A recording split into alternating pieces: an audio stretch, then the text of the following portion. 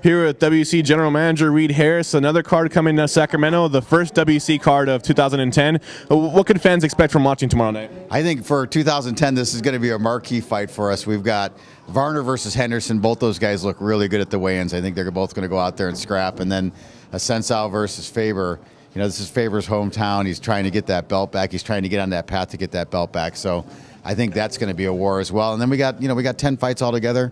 A lot of guys trying to, move up that ladder and become title contenders. So, those fights should be awesome, Cowboy Cerrone just told me that you want to keep him at 155 pounds. Can you explain the reasoning behind that? Why prevent a fighter from going to a weight class he was trying to pursue? Well, actually, he wasn't trying to pursue it. He was just saying that to cause controversy, and he told me that. So I told him that he had to stay at 155 because I got big plans for him. And he said, fine. So, yeah, no controversy there. And what are some of those big plans for Cowboy? Oh, I'd like to see, the winner of the Henderson-Varner fight. I think Cowboy would be in line for that. I think Cowboy obviously had a great showing against Radcliffe. And, this fight with Henderson, that was a close fight. I actually thought Cowboy won that fight. So, Cowboy has always performed. Every fight he's in is a fight of the year. I think he's going to end up being fight of the decade. So, Cowboy is one of our guys. And I think his better weight's 155, though. Your December card had lots of lightweights on it. You have Dave Jansen on this card, Anthony Njokuani.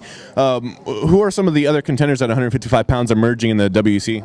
Well, we've got a lot of them, and we bring, Hordecki came in. Hordecki, I still think has got a lot of potential. I think maybe, that ring rust just being off for a long time, caught him. Shaloris, we've got a lot of guys coming in, a lot of guys that maybe people haven't heard of.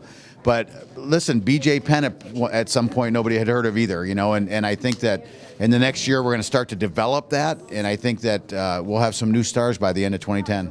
There are more rumblings about the 125-pound division coming to the WEC. Charlie Valencia says he'd like to go down there.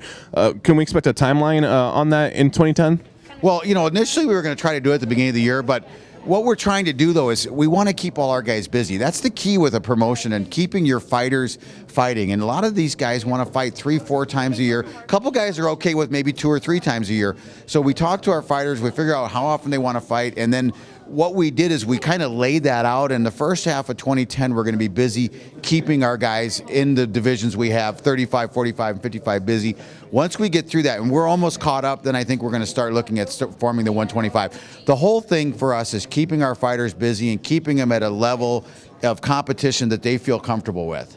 Will there be a tournament to determine, who may emerge the champion at 125 pounds? We've talked about that. I'd like to do that. We're talking about maybe doing a show similar to Ultimate Fighter, but obviously different. We'd have different treatments to it. So that's being developed right now, but I think that'd be a great way to do it. And what I've also found is that there's a lot of guys, like you said, like Valencia, fighting at 135 that would drop to 25. So I think the talent pool is going to be very, very deep.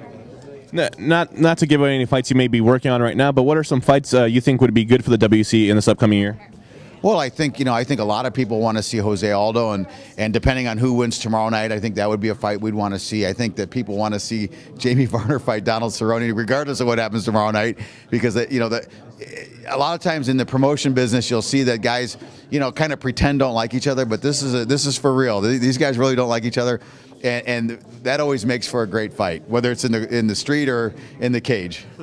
But no street fights for those guys. No street fight for those guys. We've already told them they're not allowed to do that. We try to keep them apart as best we can, and they look, they're pros. They know that they're going to save it for the cage. They get paid to do what they do, and I can't, again, I can't tell you who would win that fight, but I can tell you it'd be a war.